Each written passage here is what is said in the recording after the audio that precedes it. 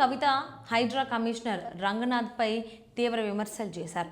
ఆయనపై పరువు నష్టం కేసు వేసి కోర్టుకు తీసుకెళ్తానని హెచ్చరించారు. బంజారా హిల్స్లోని తెలంగాణ జాగృతి కార్యాలయంలో ఆదివారం నిర్వహించిన మీడియా సమావేశంలో కవిత ఈ వ్యాఖ్యలు చేశారు. రాష్ట్రంలో కాంగ్రెస్ ప్రభుత్వం అధికారంలోకి వచ్చిన తర్వాత హైడ్రా అనే మహమ్మారి మొదలైందని, అది ముఖ్యంగా పేదలను లక్ష్యంగా చేసుకుంటోందని ఆమె ఆరోపించారు. ఇటీవల మూసీ నది పరిసరాల్లో ఆదిత్య కన్స్ట్రక్షన్స్ నిర్మిస్తున్న భవనం వద్ద తాను నిర్వహించిన ధర్నాపై హైడ్రా తప్పుడు ప్రచారం చేస్తోందని కవిత మండిపడ్డారు. ఈ సందర్భంగా 6 నెలల క్రితం హైడ్రా కమిషనర్ రంగనాథ్ తహసీల్దార్కు రాసిన లేఖను ప్రస్తావించారు. అందులో ఆ సంస్థ 0.37 ఎకరాల భూమిని ఆక్రమించిందని, ఆ భవనం నిర్మాణం ప్రమాదకరమని పేర్కొన్నారని ఆమె గుర్తు చేశారు. ఆ లేఖకు సంబంధించిన ఆధారాలను తాను సోషల్ మీడియాలో విడుదల చేస్తానని హెచ్చరించారు. తన ధర్నాకు సంబంధించిన వీడియోలను హైడ్రా వెంటనే తొలగించాలని కవిత డిమాండ్ చేశారు. లేదంటే కోర్టును ఆశ్రయించాల్సి వస్తుందని స్పష్టం చేశారు. నిజం చెప్పే వారిపై వీడియోలను ఎడిట్ చేసి తప్పుడు ప్రచారం చేయడం సరైంది కాదని విమర్శించారు.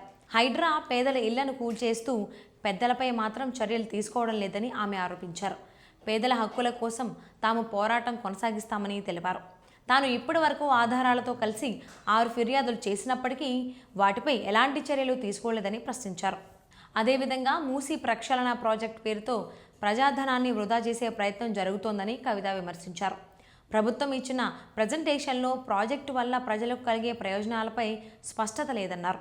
మొదట ప్రకటించిన ఖర్చుతో పోలిస్తే ప్రాజెక్టు వ్యయం భారీగా పెరిగిందని కూడా ఆమె పేర్కొన్నారు. ఇంకా ఈ ప్రాజెక్టులో ఎస్టీపీలు, మురుగునీటి కాలువలు, పరిహారం వంటి అంశాలపై ప్రభుత్వం వివరాలు ఇవ్వలేదని విమర్శించారు. మూసీ పరిరక్షణ అంటే ఆక్రమణలు ఆపడం, కాలుష్యాన్ని నియంత్రించడం కావాలని ఆమె సూచించారు.